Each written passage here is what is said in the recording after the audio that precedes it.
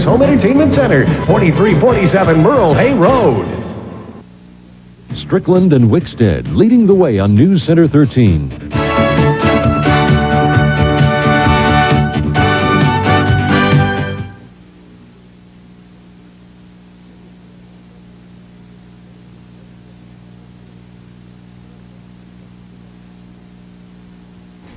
Libyan strongman Muammar Gaddafi puts his Navy and Air Force on total alert and sails off to confront the U.S. Sixth Fleet. NBC Nightly News, reported by Connie Chung. Good evening, I'm Chuck Scarborough. Connie Chung is off tonight. Colonel Gaddafi charged into the Gulf of Sidra in an armed patrol boat today, vowing to sail to the line of death and fight the Sixth Fleet with his back to the wall. 2 days of maneuvers by U.S. warships and combat aircraft off his coast obviously have annoyed the unpredictable Libyan leader. NBC News correspondent Jim Mikolashevsky has more on this story. Dressed in a designer jumpsuit and sporting sunglasses, Libyan leader Muammar Gaddafi appeared more ready for a pleasure cruise than a war. But as he boarded a patrol boat equipped with Soviet-made guided missiles, Gaddafi predicted that fighting with the United States could break out at any minute. Speaking in Arabic, Gaddafi warned U.S. ships and planes now on maneuvers in the Mediterranean not to enter the disputed Gulf of Sidra, which Libya claims as territorial waters and the U.S. insists is international. He called the parallel 3230, which stretches across the top of the Gulf, the line of death, and said it is where the Libyan forces will stand and fight with our backs to the wall. To the cheers of dock workers, Gaddafi steamed off into the Gulf for a symbolic confrontation with U.S. forces. Meanwhile, there are indications Gaddafi may be getting more help from the Soviets. U.S. officials told NBC News 3 more Soviet warships are expected to join the rapidly building Soviet fleet in the Mediterranean. The ships are scheduled to leave the Black Sea en route to the Mediterranean Sunday morning. The Pentagon claims the Soviets have been tracking U.S. ships and planes and feeding that information to the Libyans. One U.S. source called the latest move a significant increase in the Soviet Mediterranean force, which would then total 9, more than double in strength in a week. Retired Admiral Eugene Carroll calls all this a dangerous escalation of tensions, which could backfire on the U.S. and benefit Gaddafi. Our policy is enhancing Gaddafi's status today, and if it actually comes to war, he'll be a martyr, a hero. And we will have made our biggest fear into a reality. Still, military sources say U.S. ships and planes could cross Gaddafi's so-called death line to probe the Gulf of Sidra and challenge his resolve. For now, they say they're satisfied with keeping Gaddafi on alert and uncertain about the next move. Jim Mikolashevsky, NBC News, Washington. Also in tonight's news, a grim scene in South Africa. A mob murders a man despite the presence of police and television cameras. The space probe Voyager II sweeps past Uranus, making Discovery scientists are calling spectacular. And we'll see how New Orleans is holding up on this Super Bowl Eve as NBC Nightly News continues. To photograph the Earth's resources from the air, they say you need a camera that can see through clouds. Bad chance. Can't be done. But Goodyear said, Let's try a new way. and developed a special kind of radar. Goodyear? Yeah, the Aerospace Group. Radar that not only sees through clouds, but gives you pictures as sharp as some cameras. Good thing we didn't listen to what they say. Goodyear.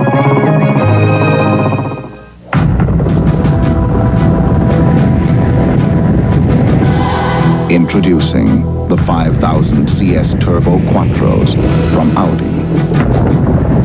There are no cars like them in the world. Permanent all-wheel drive. 0 to 50 in 5.7 seconds. And with their anti-lock braking system, they go from 50 to 0, even quicker. Audi, the art of engineering. She is the mystery. I don't care where you come from. Alaska will get you. Alaska is the story that my father told of swift rivers running with salmon and gold. Alaska is so many things I have never known. Alaska is the warming sun calling me home. Alaska. U.S. space probe Voyager II was on its way to Neptune tonight after sweeping past the planet Uranus, making discoveries scientists are calling spectacular. Discoveries that include a 10th ring and a 15th moon. NBC science correspondent Robert Bazell reports. One of the most recent photographs from the Voyager spacecraft. It shows Oberon, the outermost moon of the planet Uranus. Uranus is the most distant heavenly body ever visited by a man-made object. It is covered by a thick gaseous atmosphere. So to study the geological record, scientists must look at its moons, which have no atmosphere. And the pictures now coming in are revealing a wealth of detail. It's really a study of the ancestral formation, evolution of the earliest solar system, what its building blocks were, and what the processes were that we all came to be. Those processes include the formation of this huge mountain or crater on the surface of the moon Umbriel. There are deep valleys on the moon Ariel, craters on the surface of Oberon, which are filled with some black material produced inside the moon. The scientists also have received detailed pictures of the rings of Uranus. Today they announced they had found a new ring, the 10th. The scientists have been working hard to enhance the images. One of the problems is that we're dealing with a very, very remote part of the solar system. Uranus is so far from the sun that it receives only about 2 to 3 parts in 1,000 as much light as we get from the sun. When the spacecraft made its closest approach to the planet yesterday, it stored most of its observations on tape, and they are still being received here on Earth to be enhanced over the next few days. This is a model of the Voyager spacecraft.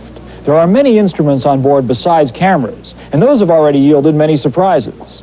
Today, scientists revealed that the magnetic field of Uranus is oriented in a way different from that of any other planet.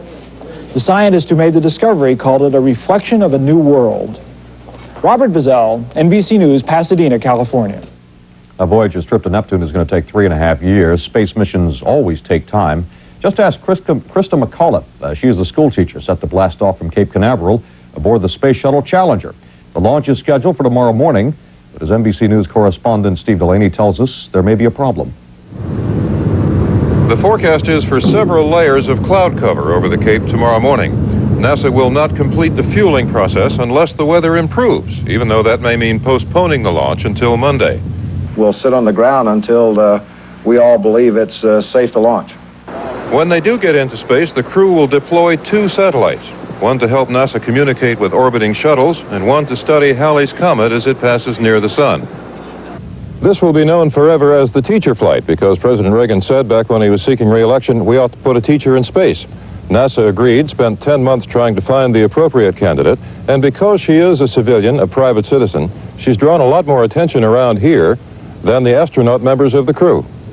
At this time, I'd like to introduce you to perhaps the person you came to see, and that's Krista McAuliffe, our payload specialist, teacher in space. She is 37 and teaches history in a high school in Concord, New Hampshire. She will conduct 2 lessons from space during the flight.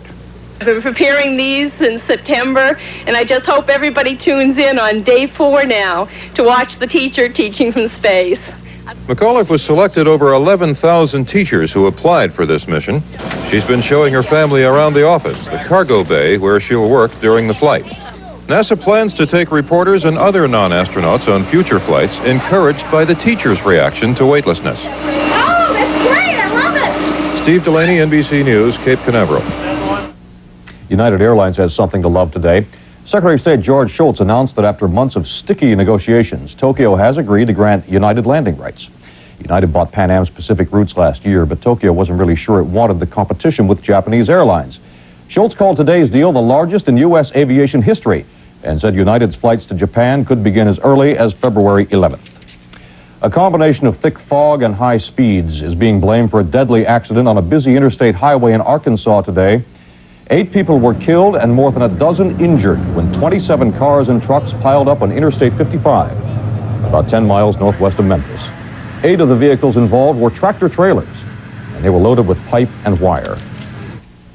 A magazine report says the Central Intelligence Agency is keeping secret the defection to the United States of a high-ranking Soviet intelligence agent. U.S. News and World Reports says the agent defected last year but was smuggled out of West Germany, and that he is settled somewhere in this country in the Midwest.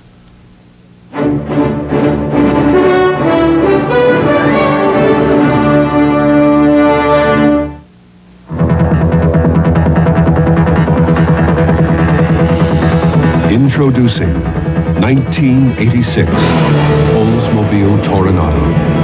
The car that has defined personal luxury coupe for a generation now redefines the category. It is, again, a category of one. There is a special feel in an Oldsmobile.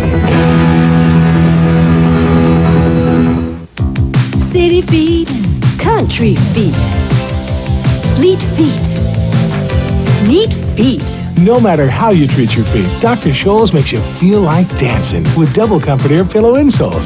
Hidden comfort half insoles for high heel shoes. Workday insoles for hard-working feet. Scenic Fright Step insoles. Tired feet, active feet. Dr. Scholl's has all kinds of comfort for all kinds of feet. Right here. Dr. Scholl's makes you feel like dancing.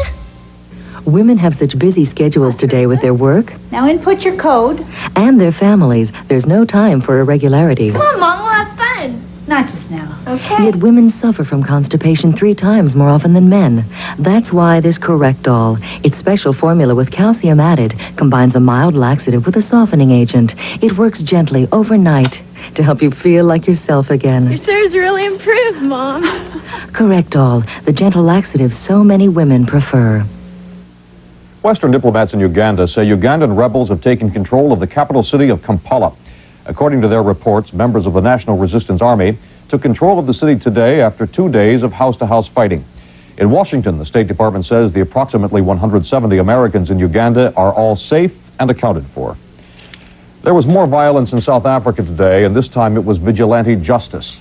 It occurred at the funeral of a black tribal leader who was killed shortly before he was to meet with U.S. diplomat Chester Crocker 2 weeks ago. Now, we have a report from John Cochran, but be advised, it contains some graphic scenes of violence. It was a strange prelude to the bloodshed to come. Teenagers playing football, but also biding their time. Police vans moved in, knifing through the hostility and contempt this black village has for most whites and all police. The police expected trouble because this was a funeral day, and the man to be buried was the village chief, a controversial man, murdered just hours before he was supposed to meet an American diplomat. Murdered apparently because young vigilantes thought the chief had no business negotiating or even talking to a white man. Now, today, it was the turn of those loyal to the chief. His mourners said they knew who killed the chief and vowed to take their revenge. We are going to bury them again, to take the law in our hands, and go and kill those bastards. Some of the dead chief's supporters went to the house of one of the young men suspected of killing him.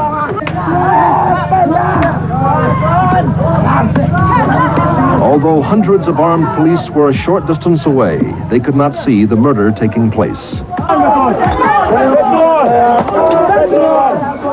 Within 5 minutes, the young man was dead. His judge and jury then took their vigilante justice to the home of his mother and sister, who hid inside.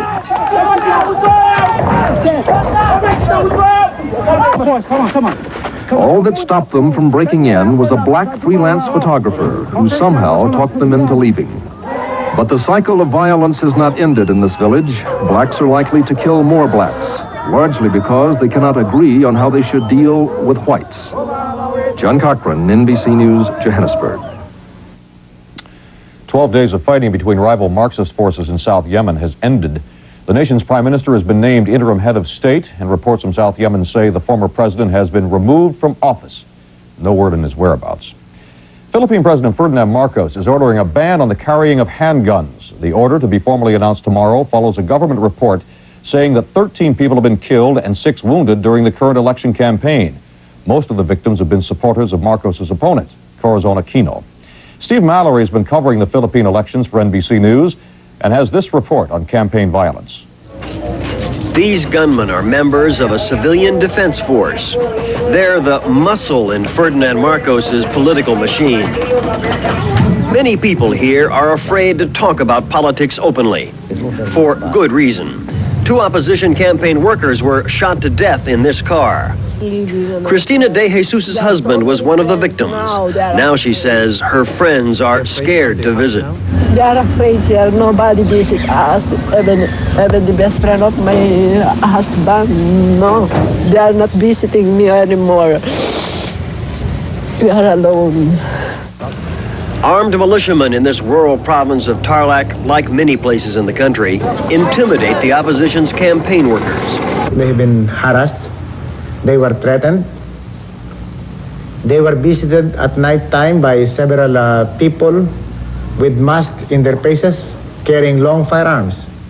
One reason this peaceful-looking farming region is a battleground is that it's Corazon Aquino's home province. She celebrated her 53rd birthday privately today, here at her family's huge estate. Of course, the village mayor of Capas wants to deliver the vote for Marcos. Like many government officials here, he denies any attacks or threats against campaign workers. Regardless, the threat of violence remains. Many people looking for a better life find themselves more concerned about the safety of their families than about who wins the election. Steve Mallory, NBC News, in the Philippine province of Tarlac.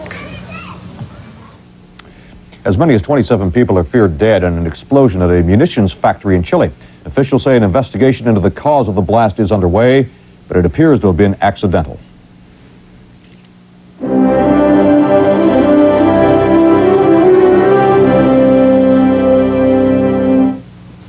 Your face might never age in a world sealed away from ultraviolet light. Here you'd be safe from those damaging rays that can age every day, can even cause skin cancer, but you can't live sealed away. That's why there's Youth Guard Moisturizer with PABA, which can help prevent early lines and wrinkles, even help reduce the risk of skin cancer, leaves your skin softer, younger looking. Youth Guard, the moisturizer with extra protection.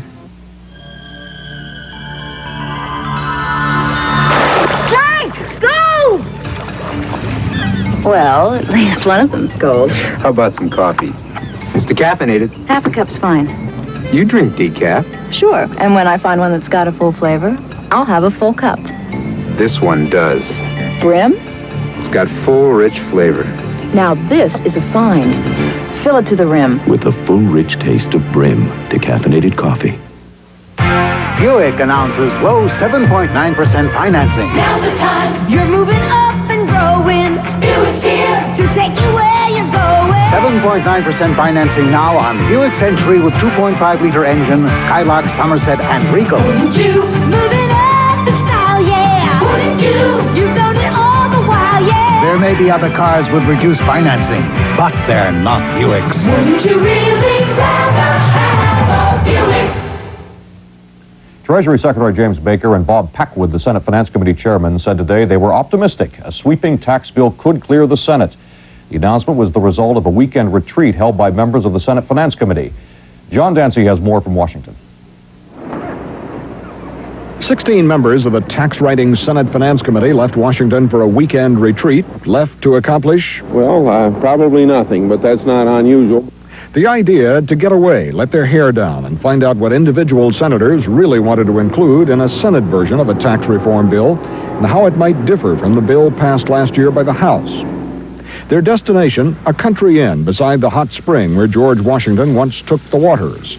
Washington, however, never had to immerse himself in a law as complicated as the present tax code, the code that determines who pays taxes and who gets a tax break. Meeting behind closed doors, an informal vote showed most senators on the committee favor a tax increase to reduce the deficit. But most also know that is likely to face a veto by President Reagan.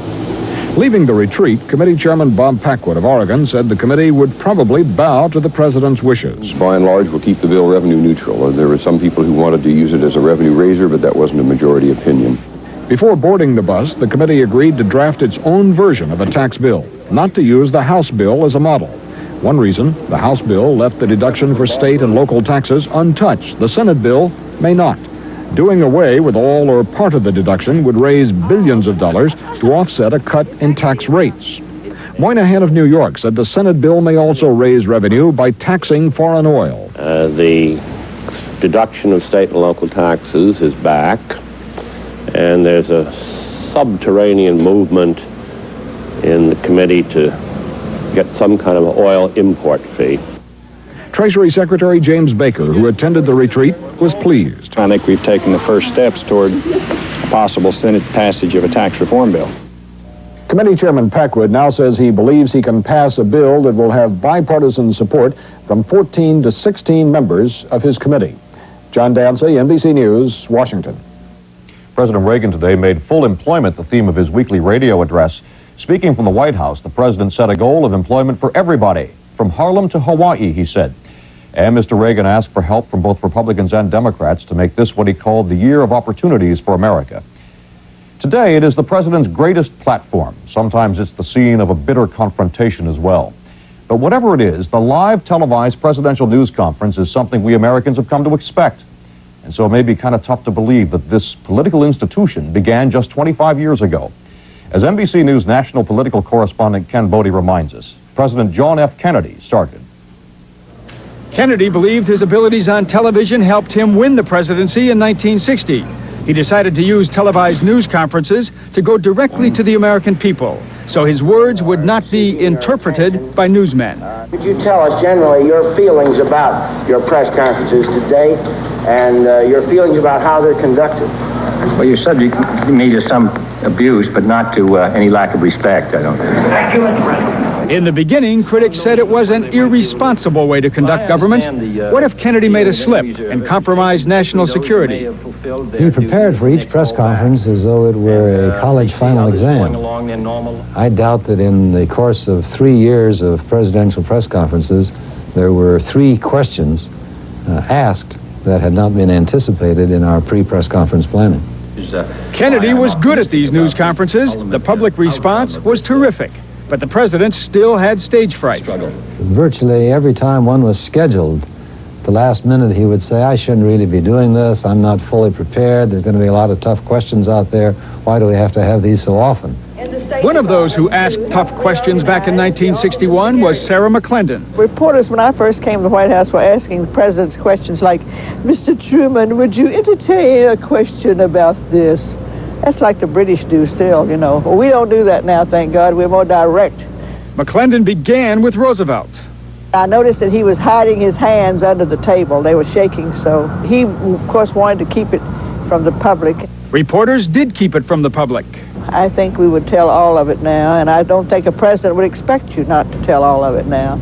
Kennedy helped make television a part of the modern presidency. Some would say he advanced the cult of the TV personality. But the public came to expect live news conferences, and no president after Kennedy could avoid them. Lyndon Johnson. We all realize and recognize the many critical problems that face all of us who live in today's world. Part of the nightmare of Watergate was played out on television, and Gerald Ford reshuffled his cabinet in prime time. Secretary Kissinger will relinquish his post as assistant to the president. Televised news conferences have become a vehicle of popular accountability. No questions of health or anything else are off limits. Live televised press conferences were once dismissed as an idea goofy as the hula hoop. They're now an established part of the American presidency. Ken Bodie, NBC News, Washington.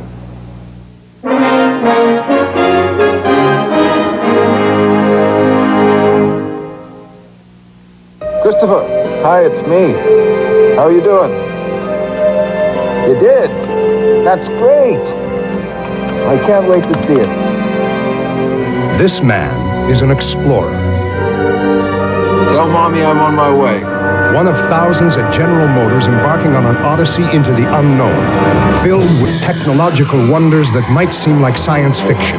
But at GM, they're becoming reality now. Lasers that probe body structure, sophisticated instrument displays, computer-simulated testing, electronic navigation systems. But the road doesn't stop here. The 21st century lies dead ahead, and GM is leading the way there. Today's GM is evolving into a GM the future will demand, driving America down roads we've never been before. The GM Odyssey. Science, not fiction. Will the Graham-Rudman law really reduce the deficit? Will taxes be increased? Finance Chief Senator Bob Packwood and the powerful Budget Committee Senator Ernest Hollings meet the press Sunday. This is Len Berman, and tomorrow is Super Sunday. It all begins at 1 o'clock Eastern with Notre Dame at #1 North Carolina in college basketball. The Super Bowl pregame show starts at 3, kickoff around 5:15 Eastern. Hope you'll join us on NBC Sports. You won't believe how great it holds your lower dentures. It's extra hold for lowers. Finally, I can eat, sing, even laugh with more confidence. It's extra hold for lowers. You won't believe how great it holds your lower dentures without messy ooze. It's extra hold for lowers, and it's new from Fasteeth. You won't believe how great it holds your lowers. You won't believe it. University of Minnesota basketball coach Jim Dutcher has resigned following the arrest of 3 of his players. The 3 are charged with raping an 18-year-old woman in Madison, Wisconsin. Dutcher announced his resignation after university officials said they were considering the possibility of canceling the team's 12 remaining games this season. And we have one final sports note for you this evening. In less than 24 hours, the hype is going to be over, and football will intervene. The Chicago Bears are favored to win tomorrow's Super Bowl, but the opposing New England Patriots got some good news today. Their quarterback, Tony Eason, is much improved from a virus, and he is expected to play. Well, in New Orleans, where there's usually a party going on, NBC's Robert Elliott reports there is serious revelry underway.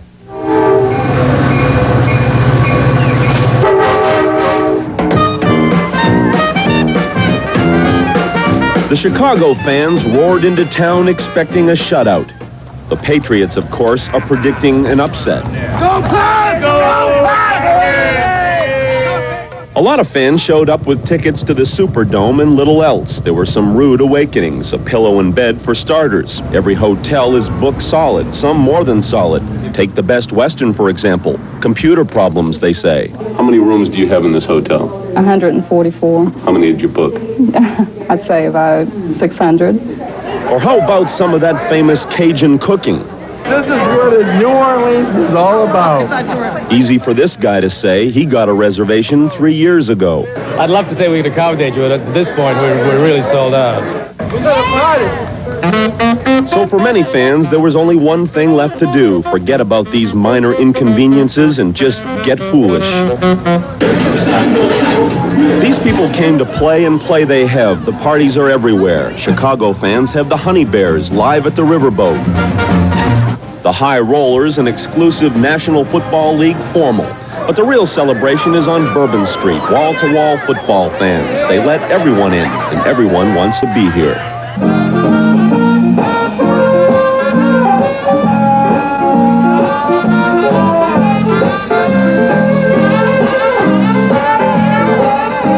There's been a lot of pressure on these fans. They've been out here partying under the national spotlight for 48 hours now.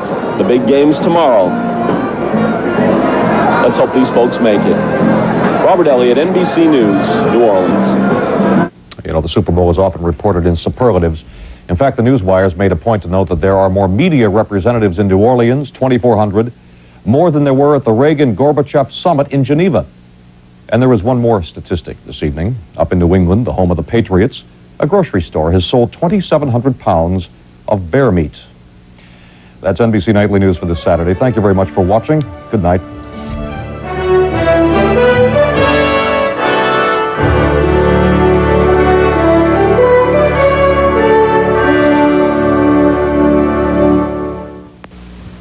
It's their first TV movie together. One was enough. Bob Hope and Don Amici up to their necks in Bodies and Beauties, a masterpiece of murder. Monday. The Lover. The Conqueror. The Legend. Peter the Great, Sunday, February 2nd.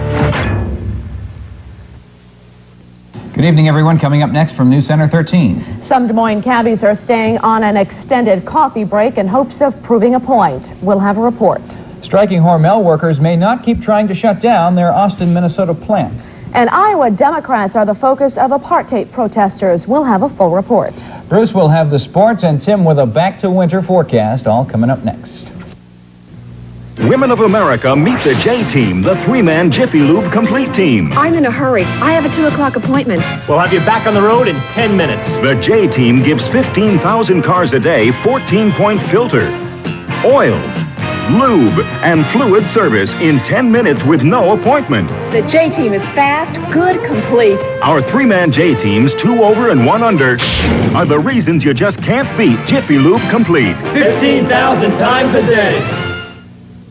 If you're looking for top-quality prescription drugs... And expert personal service. If you're looking for the finest in health and beauty aids... And swift personal service. Yes. If you're looking for low prices... And experienced personal service. Head for your nearby Medicap pharmacy. Medicap, easy to get to, get into, and out of. Hey, it's all part of the service. Rambo is back and now available at Video Home Theater at your participating Come and Go, 7-Eleven, Dolls, Quick Trip, Four Sons, and Hy-Vee stores. You're watching WHO-TV Des Moines, Iowa's news center. And now, Jim Strickland and Eileen Wickstead. Meteorologist Tim Hedrick. And Bruce Kellner with sports. This is News Center 13, Saturday at 6. Good evening and thanks for being with us. You're going to have to be patient if you're finding it tough to hail a Des Moines taxi cab. The strike, which has idled an estimated 60% of the cabs here, is scheduled to continue until Tuesday at the earliest. Now that's the date for a scheduled meeting between the cab owners and the Ruan Cab Company over the Ruan proposal for a stiff increase in dispatching and other service fees. An update tonight from Diane Roberts. But we can't afford what he's proposed. We know this. It's just as simple as that. Larry Party Cooper and an estimated 60 cab drivers and owners are still angry about pending increases in fees and dispatch services declared by cab company owner Ruan Cab. They say the hikes will put them out of business. The group says 60% of the city's drivers are off the streets in what they're calling an extended coffee break, a non-union version of a strike. They met this morning to mull over ideas to present to company manager Jack Wilson, who was refusing comment on the situation. We have to be flexible. Now remember, we got to go and do what he says to get him to come to our side of the table. We have to give Jack something of what we want. Let him go back and work with his figures and show us what he can do for us now. As a goodwill gesture, and goodwill only because they know that you can shut them down. Right. I think you ought to put your cabs back on the street Monday morning and support the town. During the brainstorming session, a call came from Wilson's second-in-command, Mark Grove, who said Wilson will meet with Party Cooper and one other cab representative. You know, I'm not speaking for me, I'm speaking for everybody. A disagreement on how many will actually attend Tuesday's meeting is still up in the air. What has been decided is no cab service until Tuesday afternoon at the earliest. Still, about 30% of Des Moines cabbies are not honoring the coffee break, so there is some cab service available. Diane Roberts, News Center 13. Of course, this whole controversy began with the failure of carriers' insurance. Ruan Cab says it needed more insurance, and the new higher insurance rates are forcing the fee increase, which in turn has led to the strike by protesting cab owners. Jim, a cut in wages sent 1,500 Hormel workers onto the picket lines. And tonight in Austin, Minnesota, they'll decide whether to keep on picketing. Members of Local P9 have been on strike since August when their base pay was cut by 23%. Hormel says the cut was needed to remain competitive. After months of picketing, which recently became more violent, a fact finder was sent in to settle the dispute. Tonight, union members will decide if they should continue picketing at the plant until the fact finder's report is completed. Not having enough cattle to slaughter is a problem for Hormel and others in the meatpacking industry, and it appears the situation is not going to improve, at least for a while. New figures for cattle on feedlots dropped to a 4-year low across the nation. Here in Iowa, it dropped to a 36-year low. The number of cattle and calves being fattened here in the Hawkeye State is 670,000, a drop of 8% from 1984. The numbers were released by the USDA. Just who should have the job of solving farmers' problems as the Secretary of Agriculture? Well, according to a GOP congressman from Nebraska, Iowa Congressman Cooper Evans should get that job. Nebraska lawmaker Doug Baruter has asked President Reagan to buck his White House advisors by appointing Evans. Evans has made no secret about his wish to join the Ag Department once his term in Congress is up. Well, still, the front runner for the Ag Secretary post is Richard Ling, who served as California's top ag official when President Reagan was governor.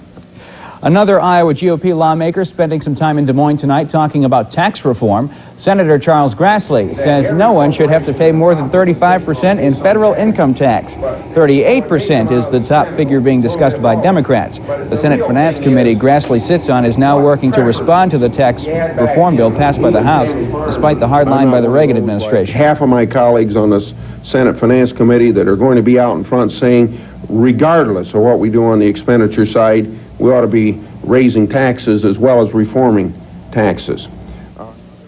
Grassley met with the Senate Finance Committee behind closed doors earlier this week, and tonight he'll be spending his time at several meetings here in central Iowa.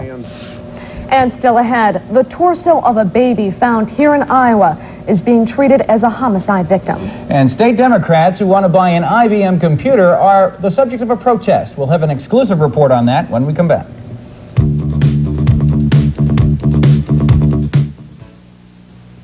When someone in your family has a serious accident or illness, you want to be prepared with the Family Health Care Plan from American Family Insurance.